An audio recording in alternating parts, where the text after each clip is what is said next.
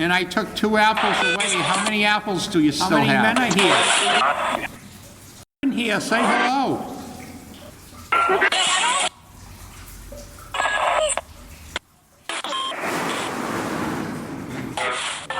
That's pretty creepy. Alright, that's close enough.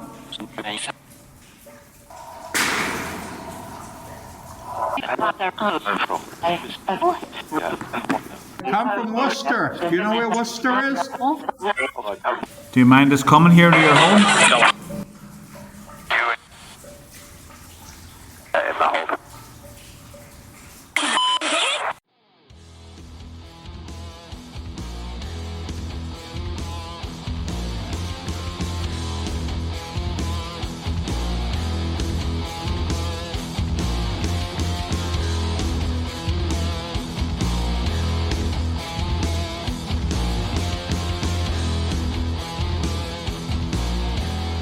Hello folks, this is Cornell, host of the Talk Tank podcast, and this will be episode number 1.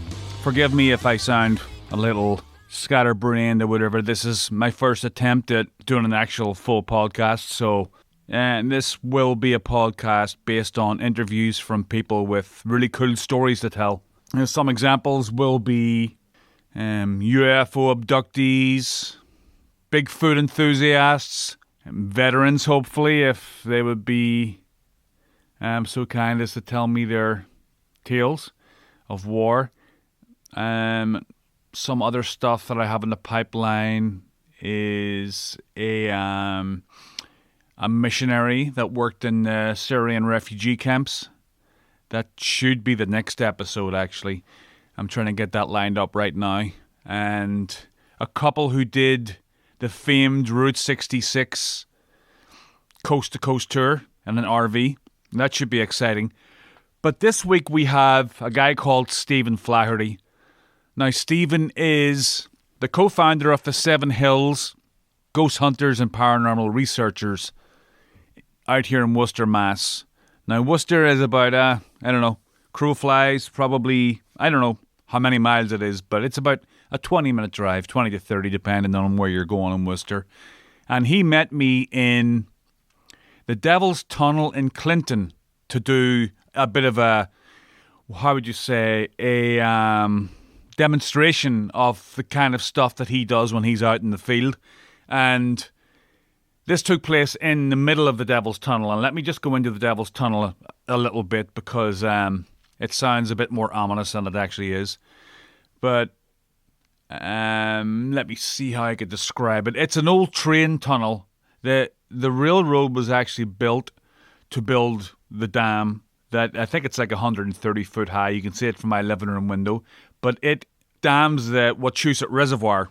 And it's quite big. It's like 13 miles around. It's quite cool. A lot of wildlife around the woods in the area around the dam. You can't swim in it, stuff like that. But anyway, this train tunnel has long since been decommissioned, as well as the train tracks themselves. But this tunnel is, I don't know what height it is. It looks to be about 30 feet high, and it feels like it's a couple of 100 yards long. I don't know. That's part of the mystique of it. People say that it goes on forever, and you think you're near the end, and you're only really at the middle, and your mind plays tricks with you. To me, it looks like a place where teenagers go and hang out and drink. Stuff like that, because there's graffiti from one end to the other. Some kind of cool graffiti, actually. It's quite colourful. I'll post some pictures on the Podbean website. But so we went in there. We went about halfway in. Now, bear in mind, the thing is constantly leaking, because it's basically just a big hole cut into the side of a hill. And so I think it's a granite or something, I'm not sure, but it leaks so that it causes these stalactites, and you've got these big icicles just like stuck to the wall and hanging from the ceiling, and every now and again these things come crashing down with a terrible thud. So that kind of added to the demonstration. But when Stephen was setting up his stuff, I was just standing watching. We had our headlights on, and it was freezing. I mean, outside it was probably 14 Fahrenheit, I'm not sure. But it was really, really cold. and he's wearing shorts. So I'm like, whoa. And anyway, so we did I keep calling it a podcast. The demonstration, he showed me some of the tools of the trade.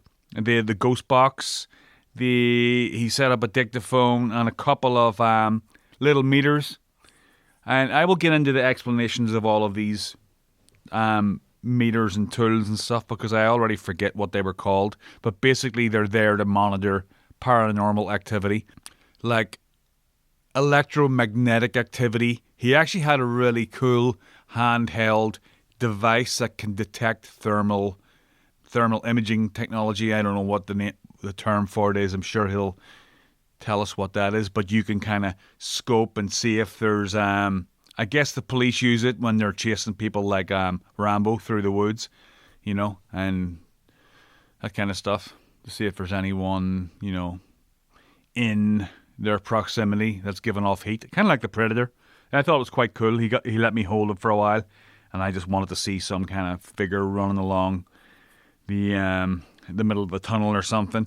But we did get a couple of hits. He had some kind of a meter on it that I think was an EV meter that detects electromagnetic interference. Now, we were deep in this tunnel, and I don't think that we would have been getting any interference. I'm not sure on the science on that, but he said sometimes it can be from your phone, so I kind of shielded my phone away, and then I pointed my phone right up to it, and it lit up. This meter lit up. So there was a couple of occasions that it lit up, and the phone was nowhere near it. And at one point, Stephen, he was asking questions into the abyss and to see if we could get any signals back. And it did light up a couple of times, but one point I actually asked, was there anyone there, and do you mind having us here? And you can actually hear it in the intro to this podcast because we recorded some of the audio, and you can hear like weird voices and stuff. I don't know what they mean or what they're saying or if it is a ghost, but this thing lit up like a Christmas tree, and I'm like, Stephen, and he was looking the other way, of course, and this thing was just lighting up, and I told him what had happened, and he was like, oh, must have been some activity.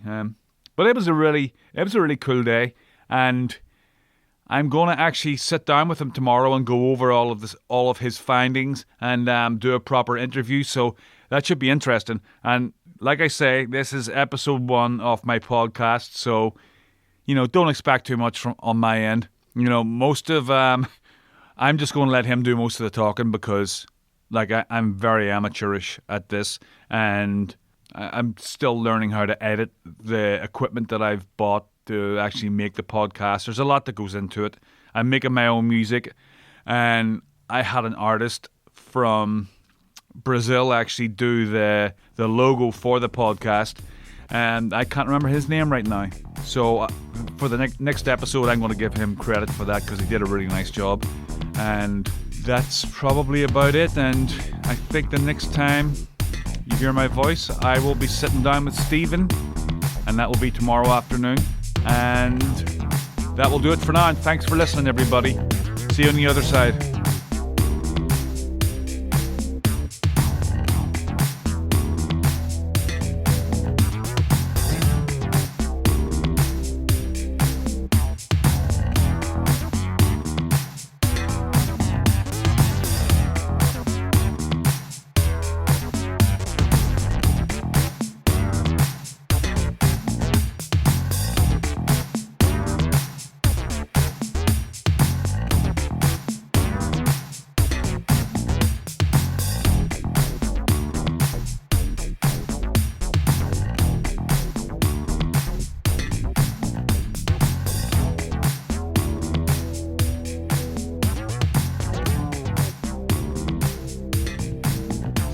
Me and Stephen have just been going through all of the audio that we caught in the Devil's Tunnel and going over it again. And what do you think of some of it, Stephen? I think we caught quite a bit for the short time we were there. And you said it was started the recording when we were talking about. You said that there was some kind of satanic worship going on up there. How would that affect? Would that open some kind of portal or something? Or? Well, that could certainly bring in any kind, certain evil spirits or demons that, that they were trying to conjure. You're the co-founder of the Seven Hills Ghost Hunters and Paranormal Researchers group. Is it group or just... No, that's Seven Hills Ghost Hunters, Paranormal Researchers. Now, how many are you? There's only 2 of us. And that's the guy in the picture? No, actually, he's left. Oh, he has? No. I have a woman named Nancy that works with me. All right. So she goes out on the hunts with you? Yes. Now, how did you get into this field? It was just an interest in the macabre. I mean, I never really had a bad experience or anything with this. It's just I was always into the monster movies, and and somebody one time said, "Hey, let's go on a ghost hunt." And at the time, I had no idea what it was. So, How long ago was that? I want to say that's going on 25 years, Jeez. maybe even longer. I mean, you must be getting, like, I found you pretty easy on the internet. You must be getting a lot of phone calls. How many kind of, how many hits do you get a week? It's kind of a hit or miss thing. Sometimes you get a lot of them, and some of them, and you can go a month or 2 without getting anything. But usually when it comes around, you seem to get a handful of people that have some kind of issue.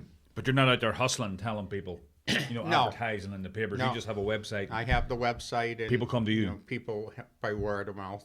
Yes. Do you ever get people like freaked out and they're calling you and they're in a state? Yes. They're like... Yes, because this is something that's really odd to happen, in your house. If something moves and nobody moves it, that raises some kind of, scariness to it. And yeah, I had one guy, that called that he told me his cat was being dragged down the hallway. His Jesus. CDs were moving in front of him. And, and he had big issues, and, it took us a long time to deal with that. Did you see any of that stuff?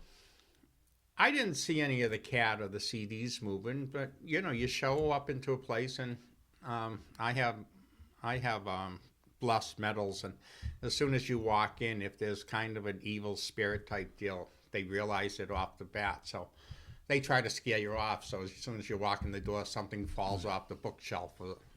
Really? You've seen that happen? Oh, yes. Jesus. Now, you must get a lot of calls from people too, because kids are a big conduit, aren't they? Yes. And like the kids will be like saying to their parents, Mom, I've got an imaginary friend, or something keeps grabbing my feet at night, or whatever. Yeah. And I must get to a stage sometimes where the parents like, shit, we better do something, because this looks like it's more than just night terrors or something.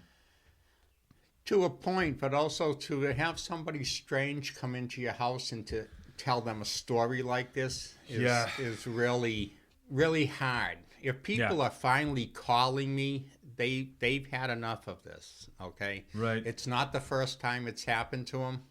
Right. So, I mean, I had a woman come up to me saying her daughter had night terrors, okay? Waking up in the middle of the night, all kinds of issues of, there's a monster in my bed, or it's in my closet. It's like, and, I start with what I call a Band-Aid effect. So I just kind of said, sit down as a family and tell whatever's in the house, this has to stop. You don't turn around and scare the children, scare the dog,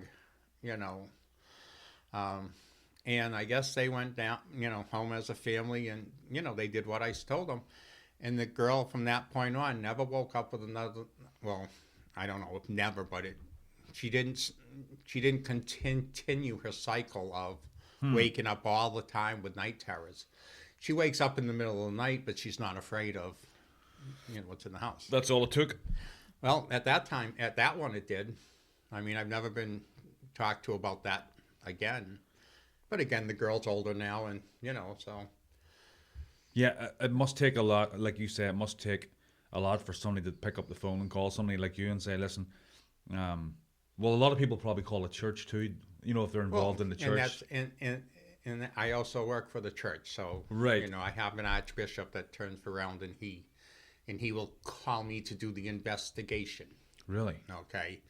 Okay, I have nothing to do with anything that goes beyond that. If it's something I can't handle, well, then the church is involved, and the church takes it from there on. Okay, so you get a call from the Archbishop, and you work with an exorcist, you said? Well, The Archbishop is an exorcist. Really? Okay, he is. The Archbishop of... He is Ron Flay from California. He's retired now, but he still does it. Wow. And it's just that he has the website Sacred Order of St. Michael's, the Order of Exorcism. Right. And so he'll call me up and he'll say, there's something in my area, can I go check it out? And most of the time, and I want to say really most of the time, it's just the regular what we call a haunting. There's nothing demonic about it. Like I said, even some demonics I can handle to a point. But if it's like an exorcism, the child or the person needs an exorcism, then that's up to the priests themselves, and they'll come out after that.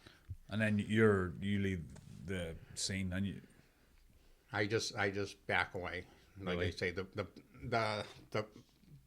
the church deals with all their things secretly, and it's the idea. I just have that step up to bring, saying I can't deal with this, and a lot of it can be dealt with kind of sage and special oils and Really? special herbs that it's. But I mean, when you start talking something a little more evil or demonic, again, it's something that has to be more of a religion, because a demon is a fallen angel. Okay, he has been around the world forever. Okay, he's not somebody who passed away 10 years ago. And a demonic's a fallen angel, and he left heaven with Satan or Lucifer, whichever way you want to call him. And he has, sworn everything evil or anything bad that can happen is, so. But a lot of it's just a haunting. So, somebody calls up the church and says, I'm having this happen. Okay, so we go out and we do an investigation. A lot of times we don't find anything the first time. right. So we kind of let it go for, a little while. And then when they call us back saying it's up and doing it again, we'll go back and check it out again. And, and the more they seem to get comfortable with you, the more they'll start to come out. And you'll find that it's somebody that has passed away. Really? Either it's their house and they don't like the people that live there, or it's relatives that are coming back trying to tell you something that is wrong, or something that, they're trying to finish something. Or So that actually brings me my next question. I had and I actually spoke to him over Facebook, the guy that taught me my trade and stuff, and one of my dad's best friends. They lost a son. God, it must be, how fast time goes. 6 years ago, and he was 29, and I think he was weeks away from his 30th birthday, and he was calling his son worked with him. His son was called Damien, but everyone called him D, right? And his he had his son wasn't calling him back over the weekend, and Alan knew something was wrong. Alan went down and got into his apartment, and he was lying dead in his bed.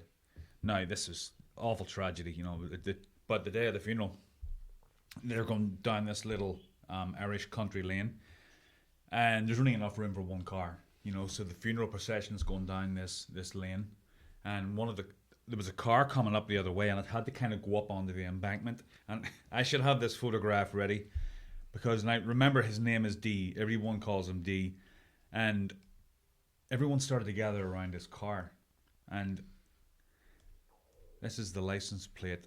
Okay, so sorry, I just I paused that. So you said that this happens all the time in your field. this Basically. happens quite often. All right. Lorraine Warren told me one time, okay, you walk in your living room 1,000 times in a week, okay, in and out, and you never think of anybody. And then all of a sudden you walk in and you see something sitting on the coffee table, and say that reminds you of your grandfather. And your grandfather passed away years ago. But for some reason that hit you just that time, and you just, me and Granddad used to go fishing, and we did this, and we had a good time. and all that kind of stuff. And it's like, the reason it hit you at that time is because your grandfather's right beside you saying, don't forget me. I'm pointing this out to you to remind you of what we had. And it happens all the time. I mean, my girlfriend lost her brother a few years ago. And the first year anniversary, we sent balloons up, to say, hi. A few months later, we were at the grave, and I do little recordings at the grave, and the question she asked, did you get my balloons? And I got a response that says, yes, and I'll keep them. Who asked? My girlfriend asked. She was talking to her brother, The way we were doing it. Really? And I just had the recorder going, and it was just, and I got a response that says, yes, and I'll keep them. Really? Yes. There was another time we were at her father's grave, and she said something of like, I think of you often. And we got a response, a woman that says, yes, we know. And I mean, like I say, they are around, and they're around. You have spirits around you all the time.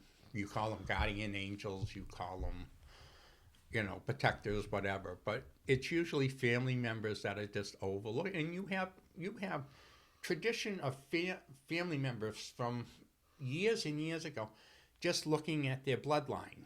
Making sure, back in the old days, it was really important to keep your bloodline going. That's why it was always important to have boys type deal, because it carried your name. Right. Nowadays, it's not so much, but they want to follow the bloodline to make sure, they just keep going on. So, I believe in all that. And like I said, this is really cool, because like I said, I'm sure that caught a lot of people's eyes as everybody they went by that. Everybody was blown away, and the lady in the car, actually, she started crying. She didn't know what was going on. She burst into tears, and everybody crowded around the car. It is. I mean, like I say, that's a blatant signal. It's him telling you everything's okay. All right. I lost somebody a long time ago. I really don't want to get into that, but I told them that I would do one ghost hunt at the house, and we all had a bonfire in the back, and we were all sitting there, and the mother keeps asking, like all mothers do, hey, are you all right? And you kind of get yeah. And then, a little while went by, and, of course, Mom asked, are you all right? Yeah. Then, after it's about the fifth or sixth time, just like a normal kid would, it's like, hey, are you all right? And you get this, yeah, like, stop asking me. You've asked me. I told you. It's, Really? And like I said, he's, he just wants to smell to realize everything's okay. Yeah. And also at that same thing, his sister, they were really close, wasn't proposed to yet. I'll be at the wedding. Yeah, okay, that was it. It's like, we got a response. We got just, there wasn't a question, but it was just, I'll be at the wedding. And everybody heard that. Really? Okay, you know how, like, we didn't catch everything that we recorded, but this one here, it's like everybody heard that, because the sister and the boyfriend were like... Oh, you did the same thing? Yeah. You recorded it? Yeah. Oh, yes. So, I mean, so they would have a recording of it. But yeah, it was like, it's like, I'll be at the wedding, and like I said, he hadn't even proposed yet. Right. So it's like, he took me aside later and just said, I haven't asked Jesse yet. Why is he wrecking it for me? Just, yeah. And I said, hey, don't ask me. But like I said, strange things happen, and I do believe a lot of them are signs, and and a lot of it, you might miss. They could have for driven by sure. that car without noticing the license plate. Yeah. And then 10 years later, they're looking at a picture, and all of a sudden they could pick out that thing. And again, I would tell you that that's him standing beside you saying, hey, look, this is what I told you at the funeral. Yeah, yeah, You know, get it. Don't forget it. yeah. So, Now, when I read your article in Worcester magazine, I went through. You know, if I'm going to interview someone, I'll go into online and try to read as much as I can. But you had spoken about that there was a lot of activity in Worcester State, and you were talking about the Ouija board. Can you tell that story? What had happened over there? Do you remember that? the Ouija board. You said that you're a custodian or something of Worcester Oh, yes. State, right? And you said that there was a lot of activity over there, Yes. and you said that in the article you said that you think that someone may have been messing around with the Ouija Well, board. I think the reason that they're haunted, you know, or they have spirits there, is that people have asked them back. Really? Because they play with Ouija boards all the time. Yeah, college kids for sure. There was one, it was funny, you know, everybody at work knows I do it. And I'm just a custodian. So one of the girls that I work with, she had went into one of the empty rooms that didn't have a lock on the door. And when she walked in, there was a self-made Ouija board Oh, sitting really? in the room. So I went over at lunchtime, and, you know, I brought out a recorder and a few things, and I said, you know, I started to ask questions. One of the questions I asked was, are you the spirit that came through the Ouija board? And what the response was, and it was a woman's voice, was, that must be me. Holy shit! Okay, and then we got a few other things, you know, of just little things, but yeah. And I said, can you go back to where you were? And she said, no. And I said, you can't go back there, you won't go back there. And she goes, won't. I don't know where she came from. I don't know why they called her. You know, it could have been, let's say, an old girlfriend. It could have been somebody that's mad at somebody and is trying to conjure something bad up. So, I actually wanted to ask you because we got a gift. Well, some friends were clearing out their game room. You know, they're just clearing out stuff. You know how you do, trying to thin the herd. You know, but they'd given us the Ouija game, and it's like from way back. This thing's like, you know, Parker Brothers, I think, came out with it, and it's from one of the original ones. So it's sitting up in our our bureau. I kind of tried it one night just to see if I could contact the just the guys that used to live there, and then I'm like, you know what? I had a couple of beers in me at the time. I don't drink anymore, but I'm like, shit, maybe that wasn't such a good idea. But nothing happened anyway. And then I'm like, after I got in contact with you and I read the Ouija thing, this thing is an Ouija board. It's not a game. It looks just exactly like an Ouija board. Yeah. It does exactly the same thing. And I'm like, how dangerous is that? I mean, should I get rid of that? Yes. Should I throw it away? No, I'll take it. Really? No, I'll take it, yes. Because Yeah, no. You may find, I mean, you may not. I mean, who was it? John Zappis, which is Ed Warren's nephew. John Zappis. Yeah, he's a paranormal investigator. He does the show Haunted Collector. Okay, so, well, besides that, I was talking with him one time, and he said, you can play with a Ouija board 1,000 times, and nothing ever happens, or 100,000 times, and nothing ever happens. It just takes that once. And that once you open up a door to the other side, if something comes through. Okay, you don't shut the door, you get rid of the Ouija board, you do all this kind of, and now all of a sudden, this thing is out and it's not going back, and there's a door open that's not going to be closed. Okay, it's, you know, and that's what I think at the school happens, is that they open things up, and they don't, nothing's bad at the school, don't get me wrong, there's never an issue with that, and I mean, I don't even hear kids talking about their room having an issue, okay? Right. It's just, I just know because of that That you one know instance? there might be some things there.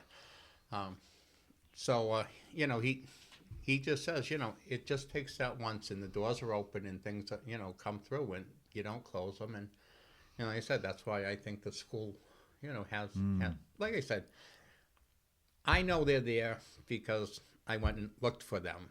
Yeah. Like I said, none of the kids have ever come up to me. A lot of the kids have come up to me with things going on at their home, you know, that kind of deal. Yeah. But never anybody calls me over for to their room to say, hey, I think my room's haunted. That has never happened at the But school. do they know that you're an investigator? Yes, Oh, they do. yes. So they would call you if Well, the school would actually ask me if that was, really. you know, that one. And what's the scariest shit you've ever seen? I've seen shadow people. Shadow people. Yeah, that's just, you can look into the darkness, and you know, everything has some kind of a little bit of a light to it, and then there's just, you look in this one time, and it could be a full figure, or it could just be a big mass, but it's a thing that you would describe as blacker than black. It's just there, and whether they're good or bad, I really don't know.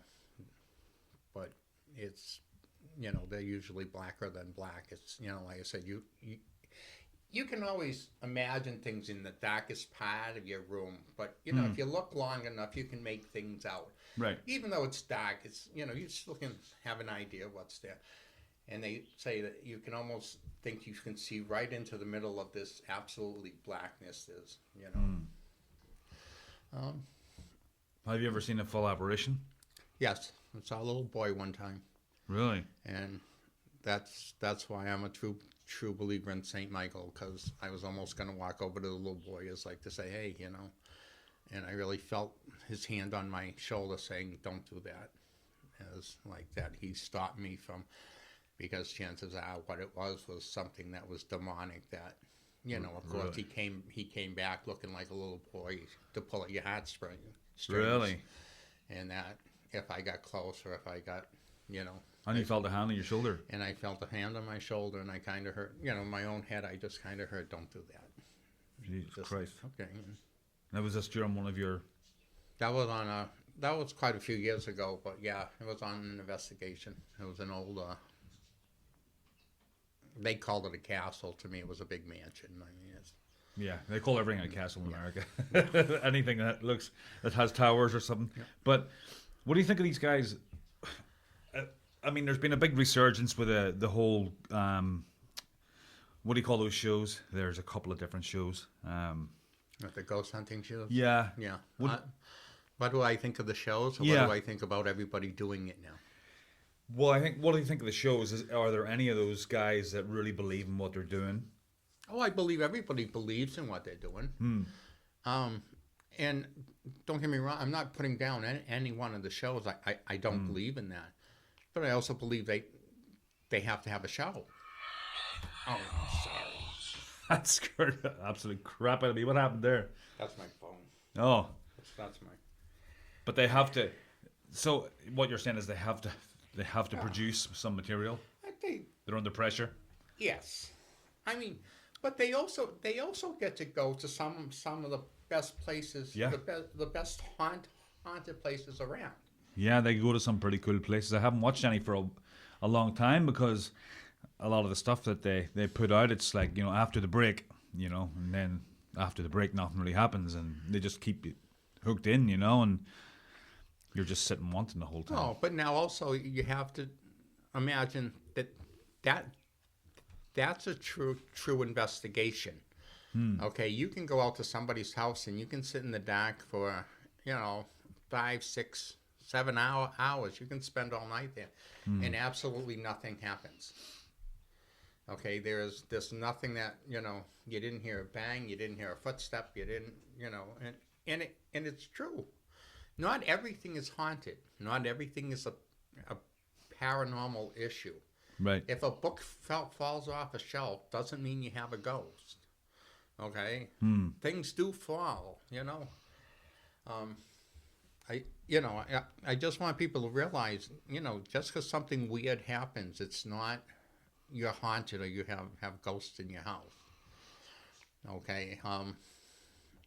But on the shows, I think a lot of they're very serious people.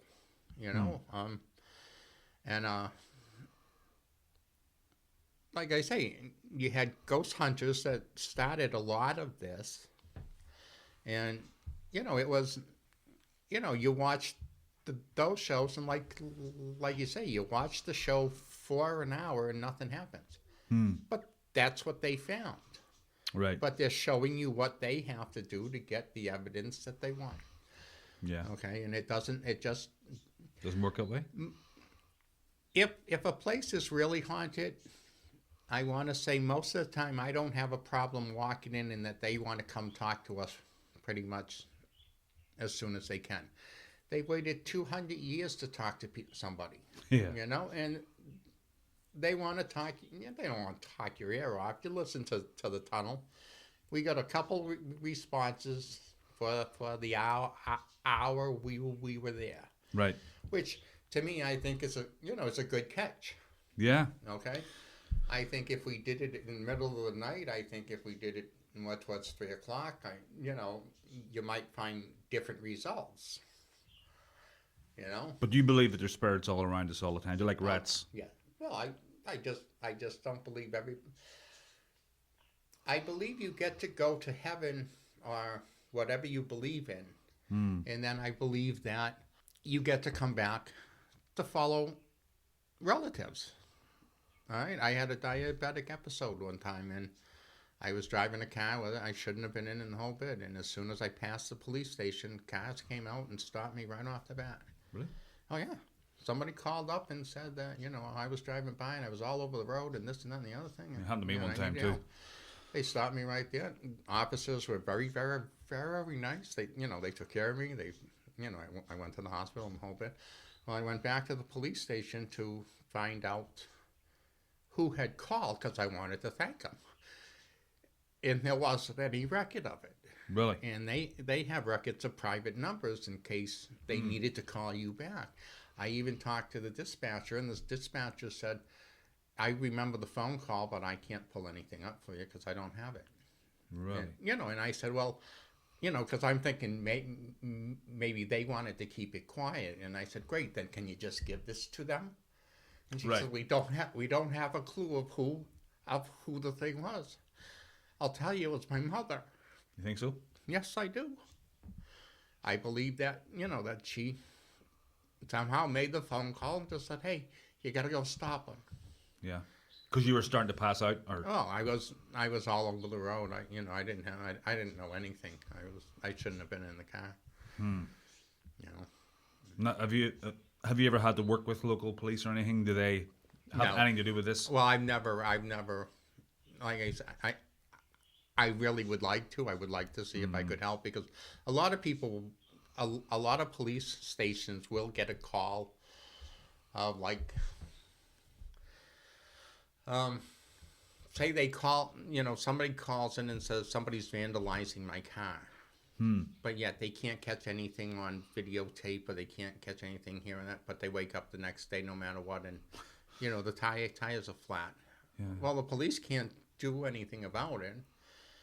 And this is what some of the spirits do for a mischief thing, that, I don't like this guy here. Let's go do this.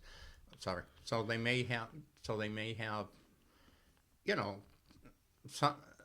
some of them may call a paranormal investigator to go in, and I think if I offered it to the police officers and stuff, then I give them my card and say, hey, if you're having an issue like this, you can't do anything about it. Or if these people are afraid and you can't find out why, then yes, I'll come out and I'll try to help. But I don't know if they want to get in. Everybody is more into it now since the TV shows have come out. Right. Because I've dealt with psychiatrists and stuff, and they're more open to, I don't know if they're just trying to calm the patient down by having me go out, or having them contact me and, me coming out and saying, hey, I haven't found anything. They came out and talked to me, or, whatever. And then maybe they can go back to the doctor and the doctor can, make them take the medicine they need or whatever. Right. My thing is, if this is all a problem that you need to take a pill or something, great, take the pill. Okay, don't come out and start to conjure up something that, you don't have to. Now, do you know of the guy, remember the guy from New York? He was in the new NYPD and he became a demonologist. Yes, yeah, I do know who you're talking about. I don't know his name. Yeah, I don't remember his name. I was supposed to read his book, but apparently it was very, he was, it was true. He said that he came across all these cases that was definitely paranormal. I would like to read the book. Sometimes I don't want to know though. I want to not believe in it. You know what I mean? No. I'm a true believer. The less you believe in it, the less power they have over you. But it's also, I believe, a lot of people's imagination run away from them. Well, you must get that a lot too. I do get that sometimes. And some people that just want to ghost hunt at their house. Right. You were saying that. People just want... It's like sometimes you just get somebody calling up saying, oh, yeah, I've got this issue and, can you come out and help? And I said, sure. I mean, I'm out to help anyone I can. Okay? If I can help you, by all means, call me. I'll come out and I'll do what I can. And, it doesn't cost anything. It's and like I said, if I can help, great. But there's a lot of people who just think, oh, yeah, I saw, this TV show, and let's go see if we can get one to come into our house and, do it. See if we can contact, the previous owners who died here. Or, whether they make it up or not, or, they saw something happen once and, okay, it's paranormal, okay, let's call and get them in here and let's see them check out the house. Okay, well, I said it happens. But, you can't get mad. It's... when you leave and, a couple days later after I go over the evidence and stuff and I come back and say I didn't find nothing, that puts them at ease and, things work out better that way.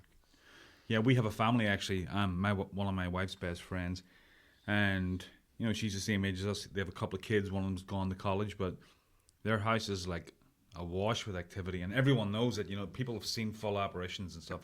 And the little girl had to move out of her room because there was a little girl that kept bothering her and wanting to play with her, and she didn't want to play with her anymore. So they moved her out of the room, and they just accept the fact that the place is just, coming down with activity. They just live with them. The thing is... And these people aren't bullshitters. I know they're not. They're like straight up. No, and, when I show up at your house and I say, okay, well, what do you want to happen? Okay? Some people are just downright, get rid of it, I don't want it in my house, blah, blah, blah, and there's no way of changing their minds. Right. Others, when you turn around and you tell them, like I said before with the little girl, treat it as a member of the household. Let's say you're not in the bedroom with me, you're not in the bathroom, these are private areas, you don't go there. If you walk up and down the hallway in the middle of the night once in a while and I hear you, okay, I'll live with it. Okay? And if you can put it up with that way, and, then I find that the family accepts it, the spirit accepts it, and they turn around and they live happily together.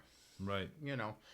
Because a lot of, and just because somebody passes away inside the house doesn't mean the spirit stays there. Okay? Because if that happened between 1940 and before, or even later than that,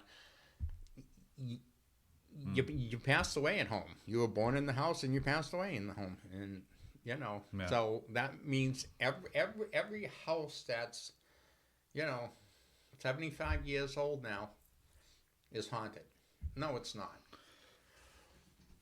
So, that there's is it by law you have is it just California or is it here? I'm not sure. But I think by law you have it might be just California, you have the say if someone died in the house. I don't know it's if they die tragically, you have to turn around and tell that there was an issue here. I think it started after O.J. Simpson, actually. I mean, it could even be the idea if somebody passes away, but I mean, like I said, a lot of people pass away in their house. You know, somebody. Oh, yeah. You know, so I mean. Well, like they couldn't sell John Benet Ramsey's house. I think it's still on the market. Yeah, probably. They just bulldozed. What do you call her? OJ's woman there. What's her name? Nicole Simpson. They just bulldozed that house. Nobody would buy it.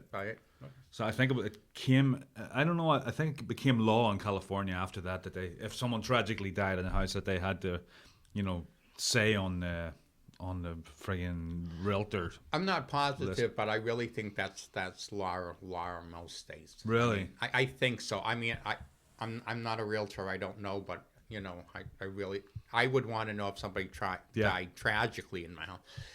If some, like I say, a lot of people take care of their mothers and fathers until they pass away, and a lot of them do. They pass away in the house, and you call up who you have to. Okay, but they passed away where they wanted to do, to pass away. Not everybody wants to pass away in the hospital. Oh, I don't want to go to the hospital. I watched my mom die in a hospital, and it's like, it sucks. Yeah, so I mean, like I say, it's just, it's also not true in Massachusetts that I have to tell you a house is haunted. Oh, really? Before I sell, before I sell it to you, because they don't kind of accept that yet. So. That'd be a hard thing to prove that you knew. Yes. Like how would they prove it? It's not like a something you can tell on a housing inspection. No, and that's like we listened to the things we caught the other day. Yeah. No, I mean, I'm telling you I think they're ghosts, a spirit. Okay. Am I absolutely downright positive? No. Could somebody have been walking by something and, we're just getting sounds that, like I said, the machine makes a noise, it's supposed to be making some kind of noise that the spirits can help, to work with. I never seen anybody in there.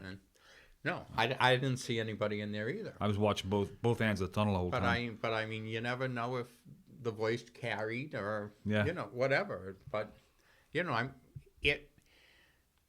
the way I pick out the difference is a lot of them were questions I asked. Okay, so they were some kind of a response to what I said. And I'm sorry, I'm gone. You were asking questions. Let me see. It happens when you get older. Yeah, no fooling.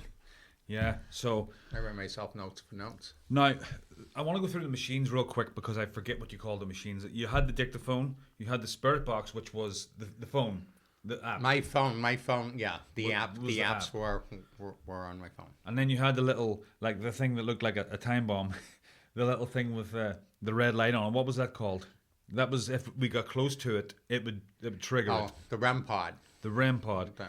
And then we had another little thing. It looked like something you would find studs with in a wall. What did you call that little thing with all the... It lit up when I asked, was there anything around? Oh, that's the K2 meter. K2 meter. Yeah, because that lit up a few times. Now, that picks up electromagnetic fields. Would they be interrupted by the fact that we were underground, basically? No.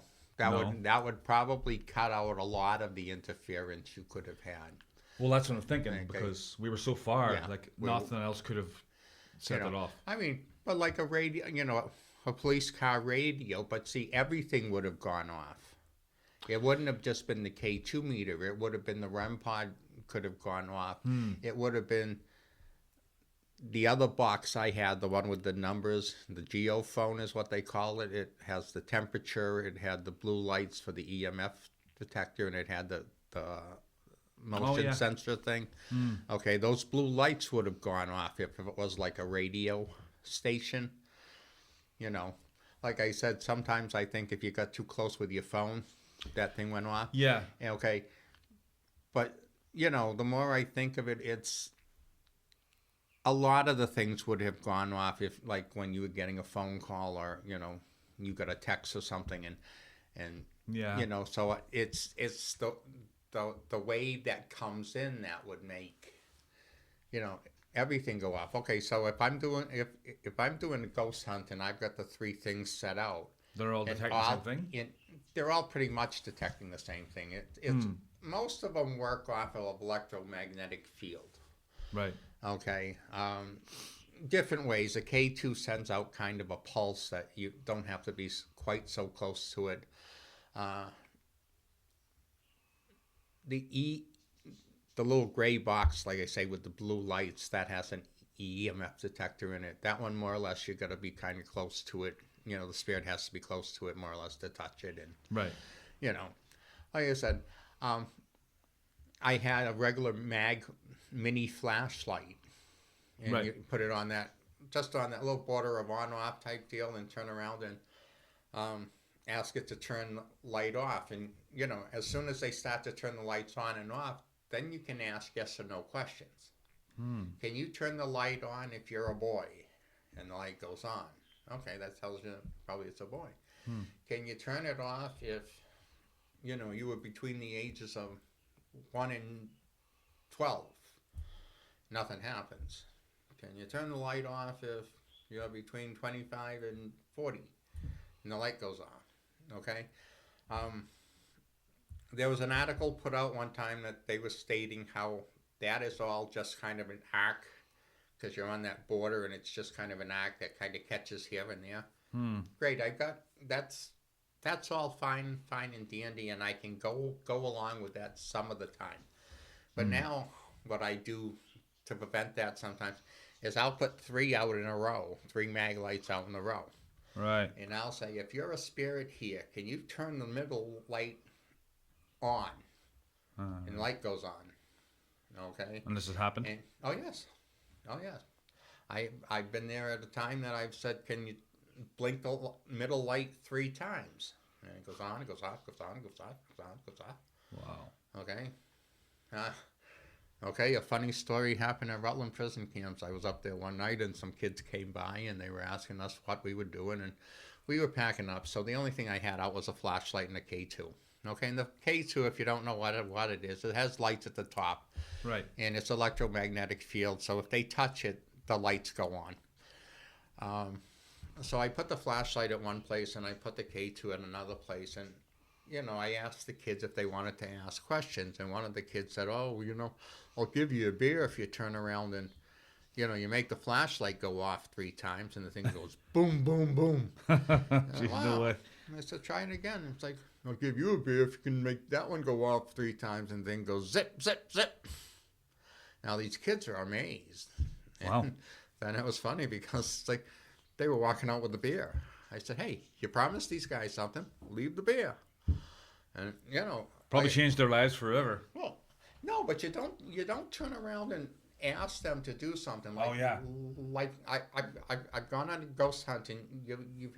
I've had people who are sitting around a table and we're having things happen, and it's like, "Can you make this go off and we'll leave?" And the thing happens, And then nobody leaves, and it's you made the offer. Yeah, you got to do what it tells you. Follow up with what It's like me walking into your house. I don't just walk in the refrigerator and pull out anything I want. It's like, hey, it's like, I'm in your house. I'm asking you to do this. You're doing it for me.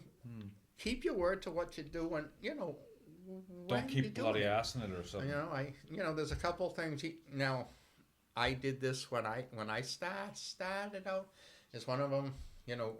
Everybody goes, you can touch me and borrow some of my energy. Okay, you don't ask anything to touch you, Right. okay, because that's attachments and things like that, and you just want to stay away from that. The other thing is, and I got this off of Ghost Adventurers because they said, can you throw something? Okay, now everybody's thinking maybe a little pebble here or there. Well, you're in the dark. You don't want a pebble or anything else being whipped at your face, okay, because you don't know how much power they have. And well, the one in Ghost Adventurers, it picked up a cinder block 6 feet off the ground. Really? Okay, yes. How many apples do you still have? How many men are here? What the hell? How did that happen? Folks, we just had someone tried to call me, and that thing that we were trying to play earlier from the tunnel just kicked off, and we couldn't get that to go. That's weird. You don't know how much trouble okay, we started off when we got at the tunnel. I couldn't get my speaker there to work. Right. All right, so I put that away. So okay, to me that's Oh, yeah, number yeah. one.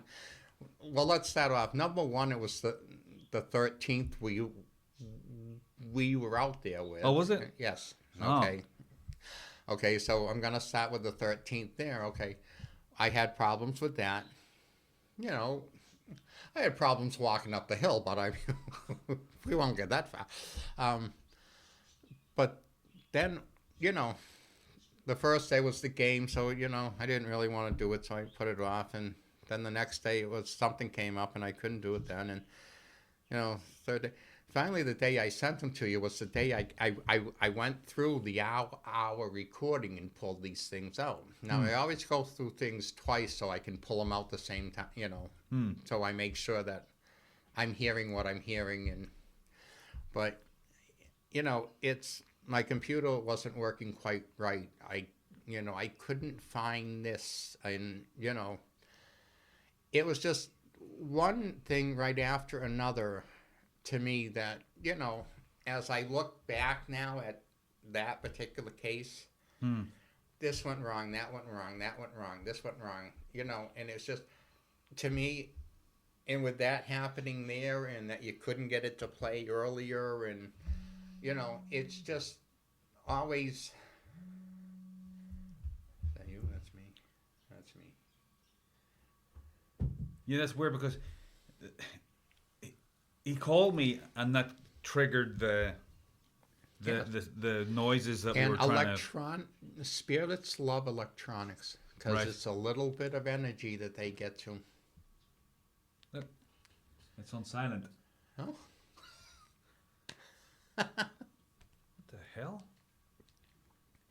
Hold on a second. Oh, it's turned up, but it's on silent. I don't know. That's very strange. yeah. Well, like I said, this is the kind of things that happen, and like I say, you know, I've shown up. I put batteries in all the equipment. They're brand new. We're all set to go. I've tested everything, and, you know, I get there 10 minutes after it. The batteries are dead, and this doesn't work, and, you know, and it's just, the spirits are deciding whether they want to talk to you or not. Do you ever have anything follow you home? Not that you know of. Yes. Yeah. Yes. My girlfriend doesn't know, but yes. Really? I've got a black shadow that hangs out at the top corner. Really? That every morning I go to work, he's pretty much just standing there. Jesus. You know, I mean, you know, well, you see, I'm in the basement apartment, so my windows are like ground level, and, you know, and I'm putting on my shoes one day, and I'm looking out my picture window, and I kind of see something kind of lean over and look, and it's just a black shadow. You know, I didn't think much of it, and I'm still putting on my shoes, and I look again, and he's really bent over looking at me, and it's almost like he saw me, because you saw him like jump back, and from that point on, he's been standing up at the corner. Every day. Every day that I want to notice him, I guess. Jesus Christ. So, where do if people want to find you, where do they find you? I have a website, Seven Hills Ghost Hunters and Paranormal Investigators. You know, my phone number's on there. I also have the Archbishop's information if you feel it's more severe. Call me up at any time. I mean, if you need help, I'll certainly come out to help you. That's great, Stephen. Well, thank you very much. We've almost, well, with my intro and stuff, we'll have an hour podcast here, so that should about wrap it up. Thank you very much. Thank you.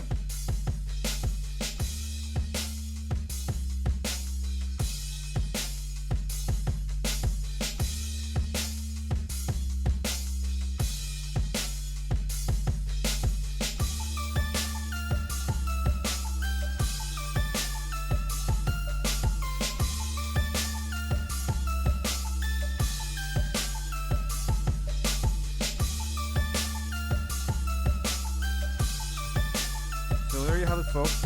Thanks everybody for listening. That was Stephen, and thanks to Stephen for lending me his ear for an hour or so. And I actually want to give a shout out to Satanasia. Satanasia, I don't know exactly how you pronounce that, but they are the intro music for the podcast. And next week, hopefully, well, in the next couple of weeks, hopefully we will have Crystal Panek, who is a Bigfoot hunter.